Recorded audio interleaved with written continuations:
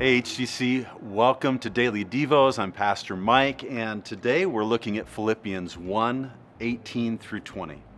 Here's what it says. But what does it matter? The important thing is that in every way, whether from false motives or true, Christ is preached. And because of this, I rejoice, yes, and I will continue to rejoice, for I know that through your prayers and God's provision of the Spirit of Jesus Christ, what has happened to me will turn out for my deliverance. I eagerly expect and hope that I will in no way be ashamed, but will have sufficient courage, so that now, as always, Christ will be magnified in my body, whether by life or by death. I love that first question. What does it matter? I don't know how many times you've asked that question of yourself, but it's a question of significance, of value and priority.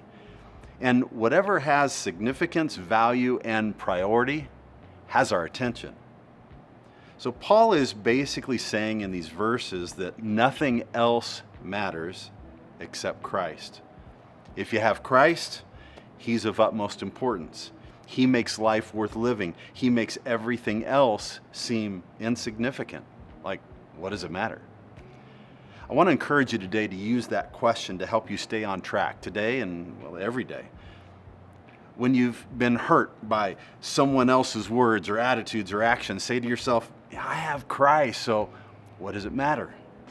Or when you remember something negative from your past, or you also need to just remember that you have Christ, so what does that matter?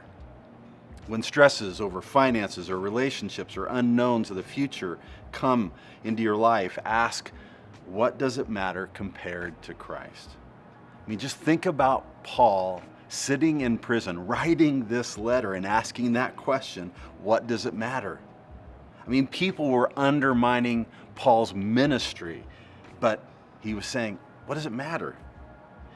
The reality for him is he could be executed at any given moment. And yet to him, it's like, well, what does that matter? Because it's not that these things are insignificant. It's just that having Christ as your Lord, as your Savior, it just has such higher significance that everything else pales in comparison. C.T. Studd was a British missionary to China, India, and Africa in the early 1900s, and he has a pretty famous quote, maybe you've heard it.